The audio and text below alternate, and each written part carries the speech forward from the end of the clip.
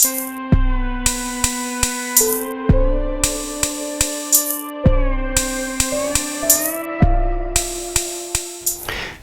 and welcome to another episode of Definitive Analysis. And today might feel like a little bit of a case of deja vu because we are covering a short story that with a title that we've covered before.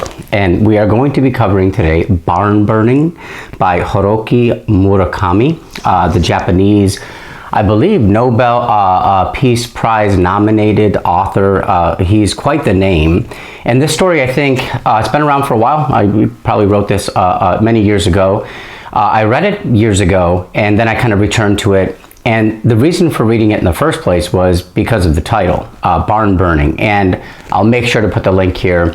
I will say, if you haven't read William Faulkner's Barn Burning, right, because he essentially kind of just thieves the title right from that story. It's a very different context. It's a very different story in some respects, but I do think he's drawing enough allusion, right? He's drawing upon this kind of allusion to that work, the themes, the characters, the setting even to some extent. So I think you really want to check that out. Because in itself, Barn Burning by Faulkner is an amazing story, and it covers a lot of themes, especially rich versus the poor. The franchised versus the disenfranchised, right? The haves versus the have-nots. And the story by Faulkner, Barn Burning, has lots of biblical allusions to it and overtones. And so I think you find a little bit of that here too, despite the Japanese context, right? I think some of that is being utilized. So I'll jump right in. There's so much to say about this story, so I'll get right into it. What the story does a very good job of in the beginning is developing the female character, this young girl. And one thing we find out right away that doesn't get mentioned too much throughout the story, but we have to kind of keep it in mind because it's important at times, is that she's a mime. Very strange, right? I can't say I've ever known anybody who has studied to be a mime, right, and actually gone to classes and kind of made this an ongoing pursuit. But this young woman does do that, right? In the third paragraph of the story, we get an allusion to tangerine peeling. And this could be like a very basic thing that mimes do. Maybe it's kind of a way of practice or just kind of a popular kind of gesture that they go through, but it's called tangerine peeling. And I'll just mention it really quickly. What does she do? Remember, in the world of miming, you know, there is no physical object, right? Everything is kind of being acted out as if it's there, but let's be honest, it's really not there. And I guess that's what makes watching this so compelling, right? Because they're kind of playing with reality in a way, right? A false reality. And I think that's one of the ongoing themes of this story, is that so much of this is a head game, right? It's within our imaginations here. That's what makes it so interesting. What is tangerine peeling? You start with a whole bowl of tangerines. Sounds pretty good. And then you unpeel them, and then you spit out the seeds. You collect the seeds in the peel, and you kind of scrunch that up, and then you put it off into another bowl. So it is interesting how, in addition to just kind of this mime act, you go from having an abundance of something to kind of a depletion of something, right? The tangerines. All right, very good.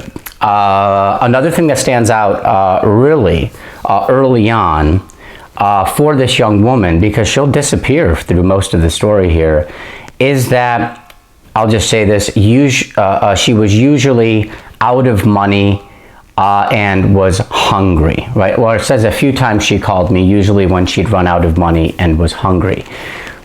There's a lot of detail that tells us that she's poor. She's used to living kind of, let's say, hand to mouth, right? She has in addition to the narrator, who seems to have this kind of strange, for lack of a better way of putting it, a strange relationship with this young woman. Sometimes like a father, sometimes like a boyfriend, right? Sometimes just like a friend. It seems to kind of traverse all of those. But she's always, she seems to be quite frequently in a state of need. And with all of these different boyfriends, right, quote unquote boyfriends, it sustains her. And therefore she doesn't have a job. One sharp contrast we get, and we're always looking for big contrasts in the stories that we read, is She is poor. She has very little. She doesn't seem to care either. I think that's important to note. She thrives off, maybe to some degree, her sexuality, right? Her form, her figure is always kind of described. But she seems to just have this kind of carefree attitude as well. Somebody definitely not tied to the world of work and routine and, urgency. It seems to be a very different life, and maybe the need, the yearning to be a mime kind of speaks to that as well. But she doesn't have a lot of money, and so therefore she relies on the narrator. Now, what do we know about our narrator? He doesn't say too much about his job.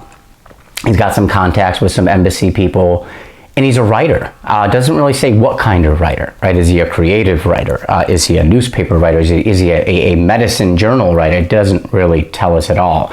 But he's a writer, maybe creative because of the conversations he has later on with the other guy who comes into the picture here. But he is a writer, and it seems like he lives out in the countryside. There's a wife. We don't really know anything about the wife. He never really talks about the wife. It's almost like that relationship we can assume is not very strong because of the lack of interest there seems to be in it. This young girl is what takes center stage at the beginning. But he seems to be occupied with work and probably successful in his work to the point where he has a home out in the country, right, in kind of this area of Japan, outside of Tokyo, it seems. And financially, he's doing very well. Maybe his wife combined, right? But this girl, poor, that's one of the major things I want to mention here now.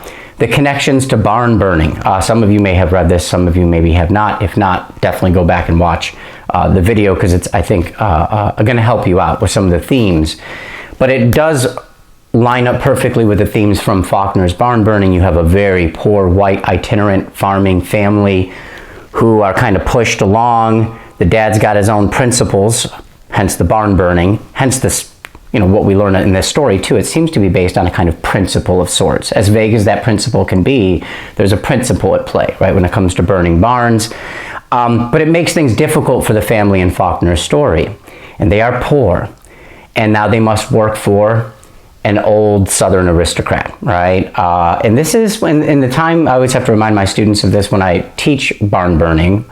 But remember, that's happening after slavery, right? That's happening post-Civil War era, the Reconstruction era. But we still see these lingering aristocracies, these people with enormous amounts of money. Just like we're dealing with a situation where the top 1% has 60% of the nation's wealth, right? Back then it was kind of similar. The top 1% of the southern region there, right, where we had all these plantations taking place, they had 50% of the wealth. So it's always been just a few people with all the money, right? Things don't really seem to change. And maybe that's a way of understanding the relevance of this story in the current day, right? Barn burning by here, Murakami. Still trying to get us to think about economic issues, the divide. And this girl is in one part of that divide, one place, and then we have our narrator who seems to be on a different divide. And they seem to have this symbiotic relationship. They feed off of each other for whatever they need. Now, she goes to, like I said, he's got a connection in the embassy, and he helps this young woman who he's got a relationship with go to Algiers, North Africa, okay? She comes back, and this language is important, 7 pounds lighter and tanned a deep brown, and with a new boyfriend. She is thin. She is more expressive of a minimalistic lifestyle. Again, very similar to what we see in barn burning when it comes to the description of Abner, the father, and Sardi, the son. They are skinny, they are poor. And remember that in a way this speaks to the old Christian virtues, right? Before capitalism really kind of takes hold and things change. But poverty was a virtue, right? Simplicity and a minimal kind of approach to life in this kind of meek and meager existence that was rewarded in heaven, right? Because of the need for it on earth. So that could be it. She comes back. She's lighter. She's tanned a deep brown. Why Africa? This is where I think it starts to get into issues of colonialism. There's a lot of French references throughout the story, just like there's a lot of French references throughout Barn Burning by Faulkner to tie us to the French aristocracy, which essentially becomes the framework of the southern states, right? That hierarchy in place where you have these people on top like kings, right? And queens, and everybody else on the bottom. So we start talking about Algeria, we start talking about North Africa. We are talking about French colonialism. And maybe that's a way of, again, understanding economic injustice, right? And the things that come from that.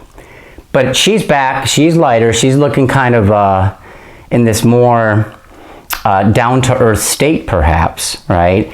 And she's coming with a new boyfriend, which might seem a little bit like a contradiction because he seems to be rich and he's got a sports car and he's always worked, he seems to have a job of some kind. We'll talk about that. But not her, right? But she does bring this new person with her. He's a part of this transformation early on here. I just want to emphasize that. They come across as a married couple. There's a few references to being married. Remember in Faulkner's Barn Burning, there is a married couple. We have poor Abner, right, the father, and his wife. And they are at odds with each other, thematically speaking, in terms of the forces of the world that they kind of represent, the sentiments of their times. They are very much at odds with each other. One thing I'll say about married couples is we don't, outside of, they're not really a married couple, but they look like it. It does make us reflect on the narrator. He has such a poor relationship, it seems, with his own wife. She's out of town. He's having relationships with this young woman. He doesn't seem to care too much about that. There's no real, remorse for it at all. He just kind of trugs along here. It's a non-issue. So I think that speaks to the dissolution of his own marriage. And he's getting older. The last line in the story is like, and I keep getting older. And we can tell, that's not great in the sense that you're getting older and you seem to be in a relationship that maybe is not bringing you a lot of satisfaction. Again, he doesn't talk about it much at all. We just know that she's out of town, which frees him up to have these experiences with these other people, including this young woman. This young man that she brings with him, right, in this transformed state, returning from Africa, he's in the import-export business. It's vague, all right, so there's not a lot of detail provided.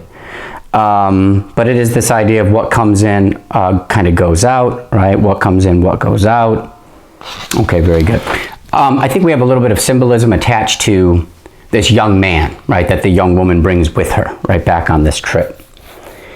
And I don't think we actually get any real names in this story. Isn't that something? We get no real names, not for the narrator, not for these minor characters.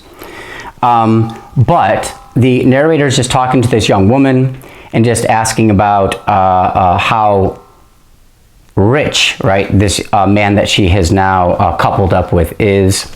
He has a silver sports car. It's a German car. We know those tend to be kind of expensive. So it seems to be an expression of wealth here.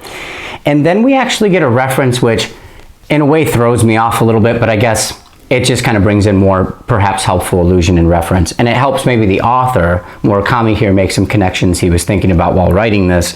But we get a Gatsby reference. I don't really teach Gatsby. Of course, I've read it, haven't read it in many, many years. Probably should read it again. Great text, right? But this young man is described like a kind of Gatsby, which means he's rich. He has all the features of being rich. The sports car, he seems to be connected. He's got this job, import-export business, right? There's some vagueness surrounding that. It's a perfect way of understanding Gatsby, right, in that text, too. He's described in pretty much the same way. And in addition to that, they don't seem really tied to the core of wealth because they never had it to begin with, right? That could be an idea. I'm not saying that about this guy in this story, but Gatsby, we know it's all kind of a fabrication. He's propped up, right, by, I think it's Jewish mobsters, if I'm not mistaken, the Jewish mafia.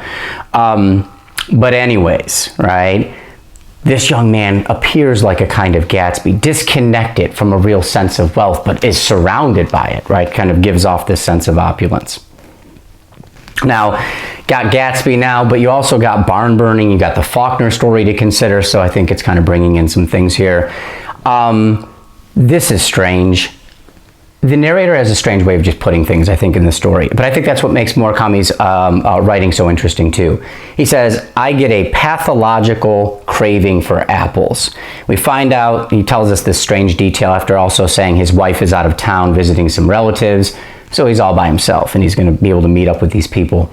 Apples could be biblical, right? Temptation, rivaling the power and majesty, the kind of wisdom of God. Maybe that's what the narrator represents at this point in the story, right? Somebody of an opulent background, right? And maybe there's a kind of indulgence at play here. We could say more about his indulgence in this young woman, right? Perhaps indulgence, a kind of indulgence in the life that he leads, the lifestyle.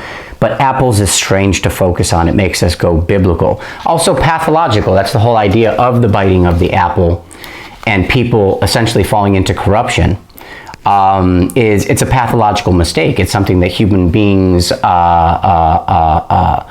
do time after time, right? It's kind of the never-ending saga, in fact, rivaling the majesty and the power of God. Also, just to make the strong connection there, that's exactly what barn burning by Faulkner deals with, and it reminds us that that's what the aristocracy were essentially trying to do. Think the Sun King, Louis XIV back in France, which essentially is kind of the framework, right, for the aristocracies there in the South, maybe not quite as extreme, but they thought of themselves as something superior. The narrator shares an attitude here. If something can't be done completely or correct or right, then I just don't even want to deal with it. And we'll see this attitude repeated, right? There's a redundancy to it toward the end of the story, right? But that's an interesting attitude. If I can't really do it all, I'm not even going to start the whole thing here. The people, his wife's out of town, they come visit, the young woman and the young man, right? They're, again, pretty much a couple. And he even says as they arrive, great, all I've had today is apples. It's a Sunday. Sunday is the day of creation, right? Men, women, but by default, kind of the corruption of men and women. She says, let's eat, I'm starved, and it says famished. The key diction here, famished as usual. And again, it kind of speaks to that idea of minimalism and not indulging in the body, right? Or in the senses, and poverty being this virtue that we have to life. It is the lame that shall enter first into heaven because of the conditions they had to essentially heroically endure on earth. So goes the tale, right? You can believe that or not. But famished, the diction is clear. And this should tie you to an understanding of barn burning by Faulkner. And again, if you haven't watched it, you really need to, I think, to get a better understanding of this text and to be able to see some of the themes that are kind of present here. He says, one thing you can always count on at my place is a fridge full of beer. It's, again, just a quick detail that shows that he lives a life of plenty, right? He is never in a state of need. And I think America, the top 10% are said to be what's called the consumer class, meaning they pretty much have money for every need possible, if not more than that, right? And expending their money in other ways, investments in things, but just always what you need right there. And that's the class that he comes from, right?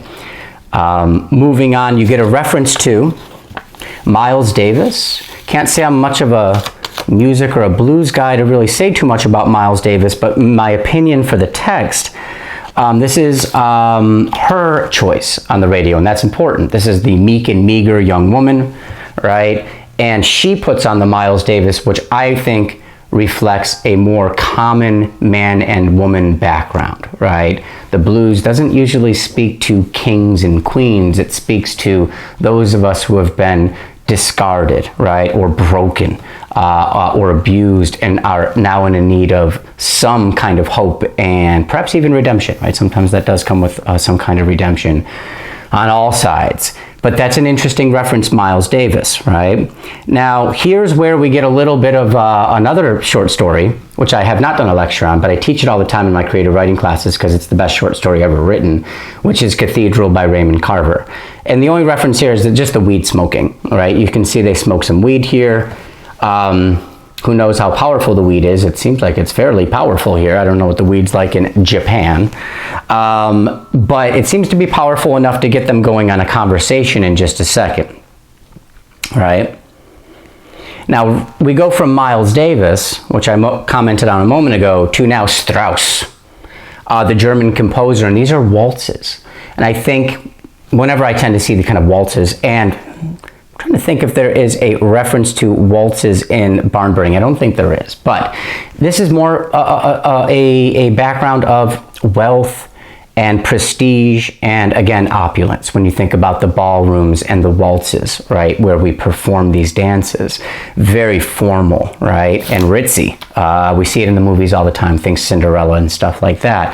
So it's an interesting transition there.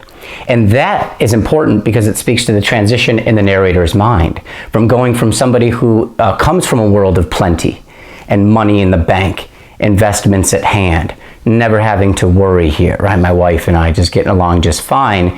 But then we have another world, this girl, barely holding on, going to mime school of all things. Most people would say that's not a very productive, tangible thing, right, to go to school for, but I don't think she cares. So you just have this major contrast, right, between the two of these. And this is where we have maybe the kind of cathartic moment. Maybe not a catharsis because he doesn't really think about this too much and it happens so early in the story. But as he's hanging out, he smoked a little bit of weed, he goes back into his memories. I guess that's the power of the marijuana here, right? It can bring you back into your memories. And he remembers doing a school play. And the school play had a scene where he played the villain. And he was a store owner. He sold gloves. And he was a store owner in that play. And he plays the villain. He says it. He acknowledges it. And that's part of, I think, the transition here is realizing the part you play in a particular society, right? Whether you know it or not. He says, you can't buy the gloves. The child, what are these? I think they are foxes, right? The child fox says, my mom really needs these. Her paws are all chapped. And you can see she's begging for this. And he stands firm and says, you can't have it. Save up your money and come back. Almost pedantically, like making it a lesson, like which sometimes the rich commonly do to poor people who are so disenfranchised and have nothing. Oh, well, you just need to do this better, right? Or maybe you just need to get a job. Maybe you just need to get a job. Save up your money and come back later. So he plays that role in the play, but I think the whole idea is maybe he's played that role throughout his adult life, right? Especially when you think about his background, right? And what he has. Okay, very good. Now, I love this. This is just good writing. That's why I think it's a great story. The play that he's remembering and the dialogue from the play, this owner of this store telling this child fox, I'm not going to give your mom gloves, all right? Save up your money. All of a sudden, it bleeds together. You almost get confused for a moment, but it bleeds together with the young man who he's smoking this joint with, who then just mentions something. Out of the blue, he says, sometimes I burn down barns, he said. And then he repeats it, right? Because the narrator's like, what did you say? Right? So it bleeds together with his memory of that socioeconomic incident where you have everything. I own the store and I'm telling you, go away. You better save up your money. You can't afford this. Which is basically life in a capitalistic society, right? So, sad. But here comes the sometimes I burn down barns. Now again, if you've read Faulkner, you know that Abner can make some threats. He usually will send a black boy. By the end of the text, he sends his own son, right, a white boy, to give that threat. A barn is going to burn, right? And it always precedes the actual burning down of a barn, right? That's the whole idea. That's where this all comes from. So it usually comes across as a threat. In this story, it's hard to say because it's just so hazy. I think the ambiguity makes it interesting, but it makes it harder to define as well, obviously. But this could serve as a kind of threat, right? Barns will burn, and there are reasons why the barns will burn, right? So it catches him off guard here. He comments, the young man comments on the power of the weed. It's connecting you to the quality of your memory, right? It's like something you've never experienced before. These could be ways of understanding miming, right? And that whole world of being a mime. you're doing things that don't actually exist, and yet maybe you're still experiencing it in some way. You would say, I think some great philosophers would say, I need the tangerines in front of me to know what it means to peel a tangerine, spit out the seeds, and crumple this all up and put it over to the side in another bowl, right? I need it. But some might say, no, you don't, right? You can still experience it even if it's not there. So it could connect to some of these things. Also, the only thing you can kind of remember is he's smoking. He remembers the smell of the paint on the cardboard scenery of that school play. That could be something tangible, right? Just remembering something tangible from that memory. But also the cardboard scenery is, again, something very deceptive. Just like acting like I'm eating tangerines that are not there, right? And we'll have something very clear to connect that to later on in the text. I don't want to get too far ahead. But it could be a deception, or it could be a very real way of gaining experience. Something to think about. Moving on, the conversation that they have is very strange. It's terse, it's quick. It doesn't like go on for pages. Quality over quantity, right? But the guy's a writer, so maybe he's just got this certain kind of wit and a certain kind of no-nonsense attitude. But he says to the young man who's just said, I burn barns. Yeah, I like to burn barns. And he goes, of course it's strange because you burn barns and I don't. How do we explain that? Why are you doing this, but I'm not? And then we get this reference to putty. He says, I felt like the guy's brain was all twisted up like putty, and then he quickly says, which I think is more accurate, or maybe it's my own. And putty is interesting, because if you think of your brain or your mind in an abstract sense as putty, it means that it's being formed through experiences, and maybe through other people's persuasions and ideas. We've learned a lot from our fathers and our mothers. That's a big theme in Faulkner's barn burning, right? What we carry on. What we've gained from our parents, notably our fathers in that story, and what we then will pass on, those same attitudes, those same principles, right? So that's super important, right? The things that will get passed on, and that all is like the brain being putty, molded and formed. And that's a major part of the story here for our narrator. His brain, especially as we get going here, is maybe being molded and formed in a new way. It's changing the person who he is. Page 3, I think we started seeing transitions. So I have my printed copy here. We started seeing like a transition of our narrator. So it starts pretty early. He says, so he claims, I burn roughly 1 barn every 2 months. And then he even mentions this idea about the right pace. And the diction here I want to focus on is pace, because that's reminding us of running. I'm a runner. Got a little bit of a sore foot right now, which is a pain in the butt.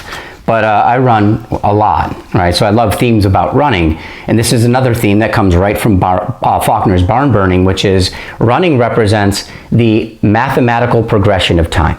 We are always moving forward, right? The race will not be completed. I don't care what distance you're running if you are not moving forward. And the other thing that never stops moving forward, as we all know, is the dimension of time, right? Time is always marching forward. However, very common theme in Faulkner's literature is a lot of people want to stay stuck in the past, right? Especially the rich and the well-off, right? And the privileged, because they don't want society to change so they can have that life forever. And inversely, project a life of cruelty, right? And deficiency for so many other people, right? Large groups of people. So there it is, right? Running means moving on to a new era, to a new destination, to a new system, perhaps, of living. And maybe we need that message more than ever nowadays. Maybe we do. Maybe we do. We got to get running here, right? We got to set a pace. And this guy's talking about the pace that he sets, all right? Moving on. The narrator seems to be a little concerned about the legality or illegality of the whole thing. All right. Again, kind of a reminder, this is kind of a Gatsby type figure, right? Who would expect this guy in a sports car seems to be doing all right for himself, running around town, right? Driving around town and setting fires to these nondescript barns, right? Barns that really you wouldn't even take a moment's notice to kind of look at. That's different than Faulkner's barn burning. The barns that the dad Abner burns in Barn Burning, not to get into it too much, if you want those lectures, there's a whole lecture on that. These are the barns of the aristocracy, right? So they are kind of peripherally tied to the core of injustice within that society, right? These white Southern elites. This story, not so much. They're just like sheds and barns, but I do think it's still the area. It takes a lot of money to live out in a countryside, a nice countryside, right? To have a nice house. We're not talking about living in a shack, right? Or something like that. This is a guy who lives off in the countryside, probably estates, who knows, right? Something maybe like that. So we are talking about somebody who is doing very well as far as society goes. The young man says, "Give me 15 minutes, I'll burn them to the ground so it looks like there was never any barn there to begin with." And that seems to be a reference to the tangerines. The tangerines were never there to begin with, right? And I'm going to make it look like they never were there to begin with, just like the tangerines. So I think it's trying to get us to reflect upon that whole process of having something that's not there, but through this kind of careful attention and this repeated nature of it, because she does it over and over when she does that tangerine, peeling the tangerine process. You start to believe it, right? Because it's happening so much. It gets into your imagination. Here, I think we go biblical. Again, playing off of Faulkner's barn burning. All his texts are essentially biblical. I haven't read a lot of his short stories and stuff, but what I have read, there's a lot of biblical references. He then starts to liken the fires that overcome, right? That he commits to these sheds and small barns as a river swelling up. And I think this makes us think of the flood, right? The great judgment of God and the erasure of human negligence, right?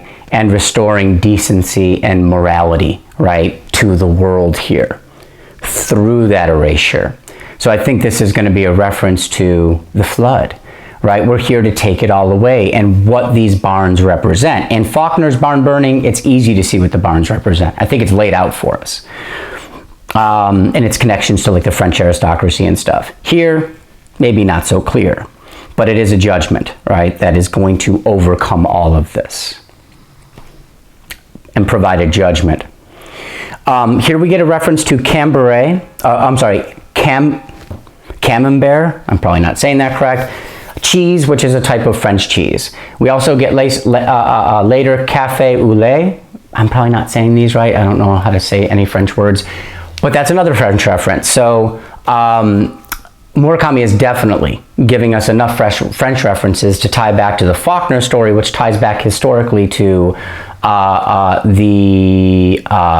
the divine kind of privilege, right, of the elites, the kings, queens, the aristocracies, kind of what we have in the American context, reminding us of that. And when he mentions like this idea of a flood, my fires are like a flood, he says it comes without a judgment in a way that kind of reflects Abner's character as well. He does it in the interest of people beyond himself. He's not just burning a barn because he feels like it's a great idea for himself. He's doing it because he thinks it reflects a great idea for everybody he has things in common with, which is poor men and women, right? So he's doing it kind of for the team, so to speak. More strange, maybe because he's a writer and he's trying to get into the headspace of this young man who made a strange comment about burning barns. He wants to know more about it, so he gets a little bit more philosophical. He asks, is there always like the right barn? I see you're kind of picky with the kind of barn. It can't be like too big. You don't want it to be a problem for other people. You just want to burn it down and then it's gone. It's not a problem anymore. Nobody even notices it. That's the whole point. And so the narrator asks, like, is there like one that you're always looking for? And he's like, yeah, I tend to pick these out in advance, right? And then he ends this quick conversation with, and I picked one very close to where you live. And my way of understanding that is a couple things. It's a connection to the tangerine. Because after this, we're going to find out maybe a barn never actually gets burned. According to our narrator, he's looking, he's fixated, he's obsessed. but no barns are being burned. So when the young man here is saying, I'm about to burn a barn here, right? Just keep your eyes peeled, right? So you're going to see something. I think what he's referencing is the narrator's mind as the remolding. We're going to burn. Remember, what the beautiful thing about fire, and we say this cautiously in California because we deal with a lot of fire stuff, but thematically, when something burns down, something new can grow in its place, right? That's the beauty of it. And that's why the flame is a common icon on churches, right? We see it all the time. And that's what's happening here, right? We burn something down so something new can grow in its place, right? So what he's really referencing is the mind here. I'm going to start to really make you focus on an idea that's going to change who you are, right? Through that power of fire and resurrection, right? Essentially is what it is. Then section break. The man returns later, right? And then he has a nick, a small nick, or kind of a scratch near the headlight of his German sports car. And I think it's just adding to the symbolism of this opulent, wealthy, really expensive car, but now have a flaw of some kind, or something that sets it apart from that standard sports car, something that makes it more distinctive. Maybe that represents, there's a change happening in this young man as well. Why? Because he's also had a relationship with this young woman, right? It's all connected. Notice the beauty of the story. The woman is essentially gone from here on out. I don't think she comes back. I think we're done, right, with the woman. And yet she resonates in their minds, radiates in their minds, in fact, so much for the rest of this tale. Moving at the end of this quick section, a very quick section, he says just something between us men, right? Talking about me burning down barns and what I like to do. Don't tell the young woman about this. It's a secret for us men. Interesting, you could say a lot about that, because she has this, though being poor and kind of dependent, this woman seems to have a power all in her own, because of the way that she can persuade these men, even when she's not even in the picture any longer, right? But also, if you go back to barn burning from Faulkner, there's a clear divide between the father and the mother in that story. The mother's fine with just kind of going along with the program and just being this poor person working, as an itinerant farmer, barely making it, right? But the dad seems to stand for a different kind of principle, right? And he's going to act upon it. So they very much butt heads in the story. So men and women, very much, it's an interesting theme to think about here, all right? So this is where we see the impact of this whole notion of burning a barn. Because this guy, the writer, right, our main character now, seems to have a lot of time on his hands. Plus he makes it an exercise routine, right? There's the running. There's the constant movement forward, right? The mathematical progression of time, as Faulkner puts it. We are always headed forward. And if we stop, it's maybe because we have the inkling that we don't want things to change, right? And that might be a problem, right, in the end, especially if you're the person who does want things to change. But anyways, here he's like surveying land, finding out where all the barns are, so that he's ready to see one disappear, right? He's ready to see if that man is the young man's doing his work. It says here, he even grabs a couple of things. French curve, another reference to the French aristocracy, right? Which is tying us right through barn burning from Faulkner. So I think that's fantastic. It's so nice to see a story, and that's why I'm going to include this. When I cover Faulkner's story, this is going to be a story we cover as well. It'll be a really nice connection here. And he's also got a divider. I'm not sure what that means exactly, but it could be like a divided society socioeconomically, right? The haves and the have-nots. Moving on. What I love about the way this is written and the thought process of the narrator is it's almost as if he is planning to do it himself, right? Go burn a barn, because he's getting so fixated on the whole idea of it. He's running around the neighborhood. He might as well do it, right? He's putting so much effort and thought process into this, but this is all part of that transition, which correlates with the jogging outfit and the running shoes, right? We are moving forward. He sees a barn near a racetrack, and he says that one might be suitable for a blaze because it's far enough away from the horses, it's not going to harm them. And racetrack is interesting because it's competition, right? Which is so much of what our society seems to be based off of, but those competitions can be so easily skewed and fixed. that it could be a disadvantage for a lot of people. In the story, we get the third and fourth barns. He's really marking these down. He's numbering them, right? Seeing them. They look like two ugly old twins. That could be a connection to the constellation Gemini, which is also alluded to in barn burning as well, which is the daughters in that story who are likened to cows, meaning they don't want to change. They want to stay in place while time is moving forward and society is demanding change. Some people, like cows, just want to stay in place and not fight for that change or even be aware of it, the need for it, right? And we live these very disillusioned lives. You could ask yourself if people are doing that nowadays in our own country in the year 2025 here. On this run where he maps out all the potential barns that could be burned by the young man, the run took 31 minutes and 30 seconds. My advice to this man, go out and run longer, right? No, I'm just kidding. But I think this is biblical. Sometimes we get very precise numbers, which then tie to a kind of biblical passage. And here, I think, this one makes sense. It connects to Proverbs 31:30, which says that charm is deceptive and beauty is fleeting, but a woman who fears the Lord is to be praised. And that's a perfect clear connection to the young girl in this story. She is charming. That's where she gets her power from. She is beautiful, right? We see that through and through. But notice by the end of the story, not too far from now, she'll be gone. She almost just vanishes. She disappears, which is to say, once again, charm is deceptive, right? And beauty is fleeting. It all will dissolve. It will, you know, the only truth is that it will vanish, right? It will no longer be here. And where does she maybe go instead? Well, she's already started off this way, so I think it seems likely, but she is a woman who fears the Lord, is to be praised. I do not want to rival God, right? Maybe that even speaks to the act of being the need to be a mime, and a sort of kind of silent replication of something. I'm not too sure.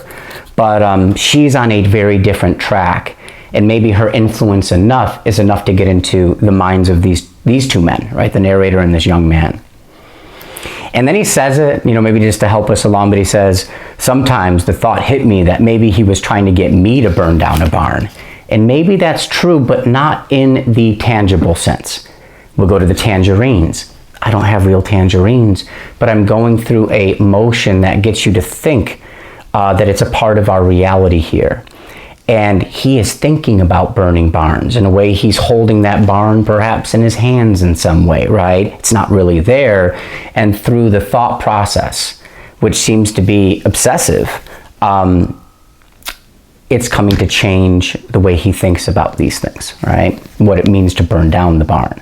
But yeah, it's kind of like the tangerines, right? He's not really doing it, but in his mind, he kind of is, especially with the planning, right? And the go around and the note taking, right? And the surveying that's taking place here. Again, kind of weird. It's kind of like the philosophical meanderings here, but he says, no matter how much the image of burning barns might swell up in my head, the swelling up almost sounds like the flood that was referenced earlier, right? Getting rid of the immoral, unethical characteristics of this world.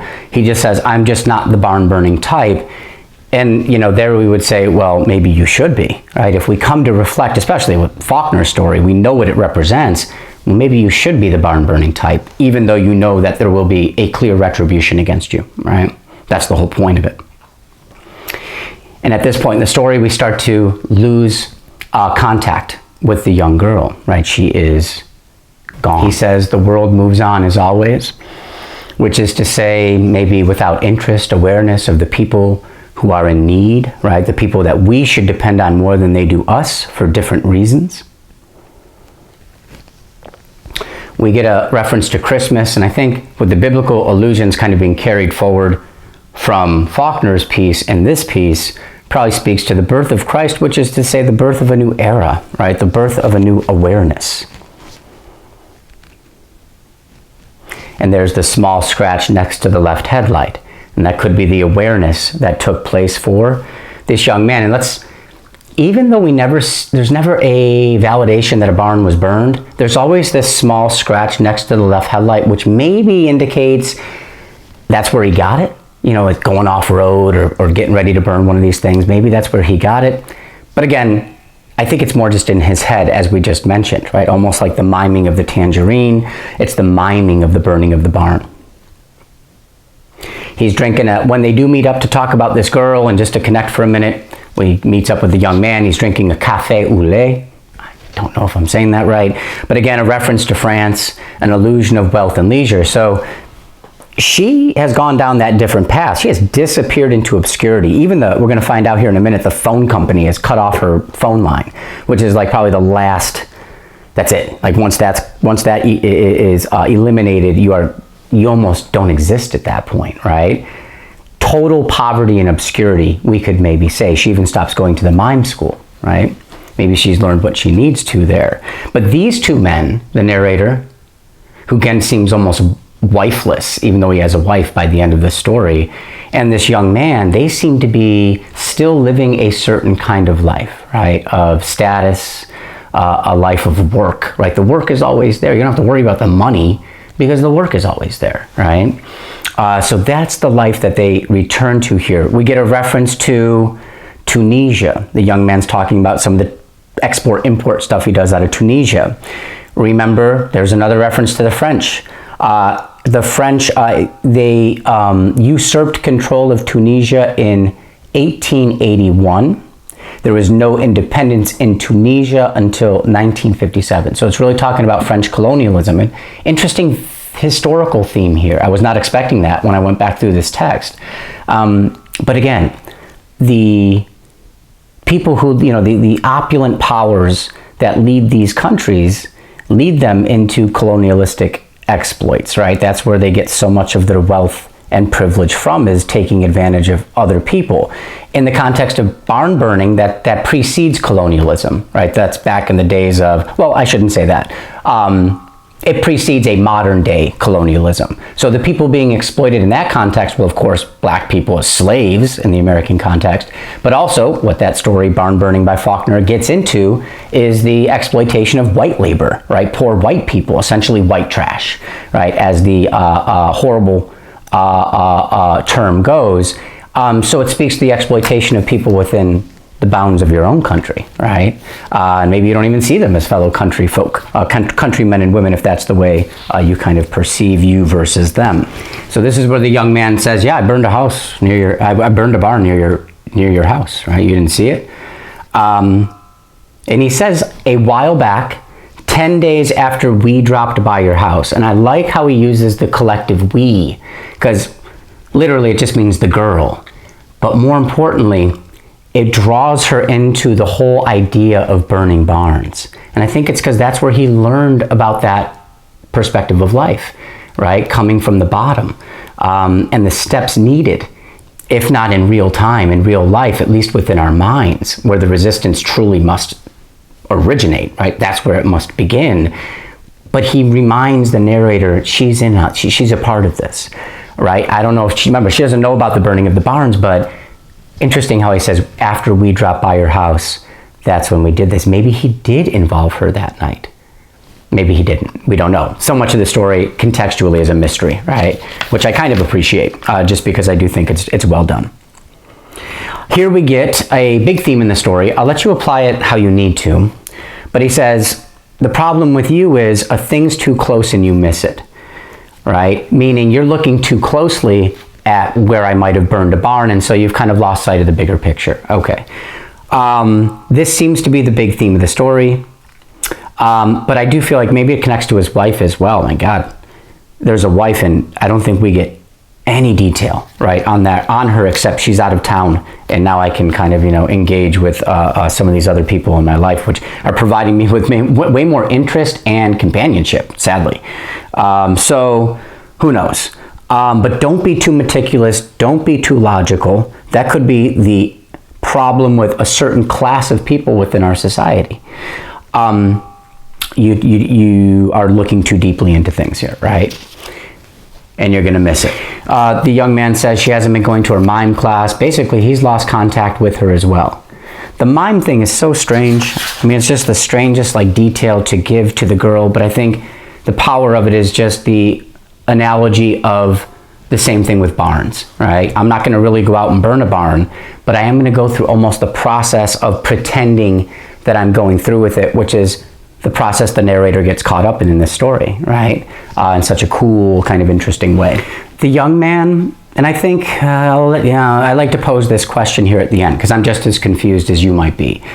But he says, the young man says to the narrator, "You were someone special to her. So even if she's disappeared and we've lost contact with her, you should know you were someone very special to her." And I want to know how that makes you feel. I know one detail I overlooked earlier is when they were at his house and his wife was out of town, and after he had smoked some of that weed and they got into that kind of weird conversation about the admittance of burning barns and, you know, the whole idea behind it. He even says, like, I wanted to go up in her bed that she was taking, the bed she was taking a nap in, and like cozy up with her. Which is like, ooh, okay. But that's part of the relationship that he had with her, right? Her beauty, her alluring nature. And he kind of fell victim to that. Maybe that's the indulgence and the temptation, and then boom, he gets cut off from all of that, even before she disappears, with the entry of this other boyfriend, this Gatsby-like figure, right? Who's going through a transition of his own, and now is really pressing that hard upon another individual, our narrator, right? This writer who's ready to take it all in. But man, quite a transition that I think lasts most of the story. Same thing with Sardi. If you go to Faulkner's Barn Burning, that transition of resisting my father's ideas to accepting my father's ideas, it ebbs and flows, right? It goes back and forth based on the persuasions and the power of the aristocracy that he's surrounded by, right? It's not easy to go up against, as I always say, an episode of MTV Cribs, right? It's very alluring, right? And there's something very enticing about it. But you're someone special to her, right? Last page here. He's looking at his watch, the young man looking at his watch, the mathematical progression of time, once again. And time is always moving forward, right? And maybe the woman understood that, the young woman understood that way more than anybody else here, as our narrator's last words are, I just keep getting old, right? And things just kind of keep repeating here.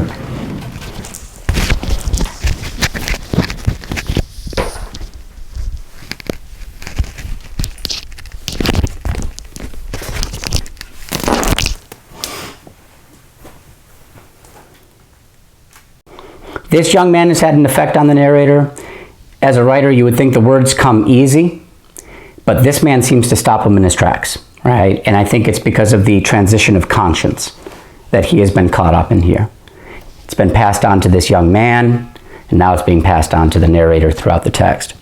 She's been, the phone company shuts off her phone. It's over, right? It is over. There ain't no contact with her any longer. I like how he says, I tore a page from my appointment book.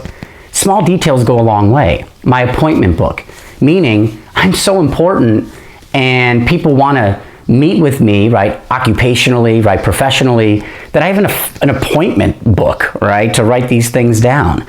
Even as a teacher, college instructor, I don't have that many appointments. In fact, I like no appointments, unless it's like creative and we're doing like coursework and, you know, working on cool things, good discussions.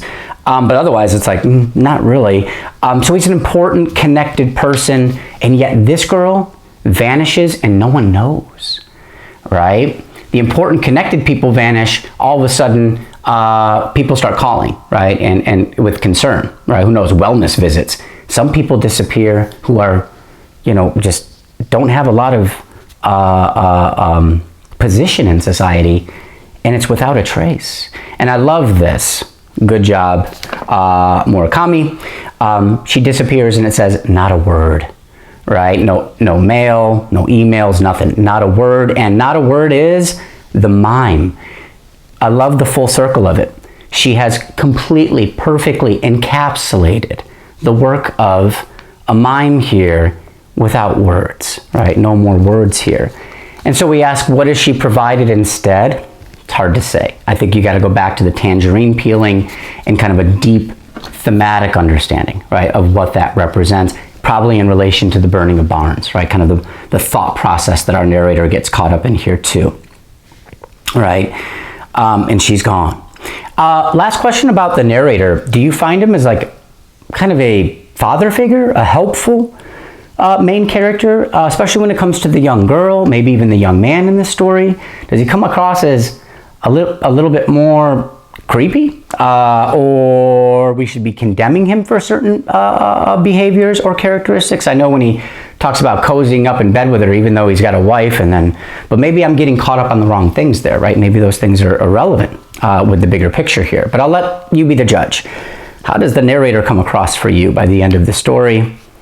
And at the very end here, December's come again, maybe a reminder of the birth of Christ and the birth of new ideas within the world. The winter birds fly overhead. This ending feels incredibly reminiscent of Faulkner's barn burning, where the son essentially wakes up the morning after his father is killed, right, for the most part, and has to start a new beginning all on his own, with only perhaps the courage, determination, and the mindset, the discipline, there's the word, the discipline that his father has hopefully passed on to him. And what does he do at the very end of the story? He just keeps running. Here, our main character, or in this character, he's still running. I still run past the 5 barns every morning. So he's still running, maybe in this kind of stage of constant transition, but he's also getting older, which seems a little unsettling, right? Nobody likes the idea of getting older, especially if things aren't improving or there seems to be something missing. And I'll end on that rather vague note.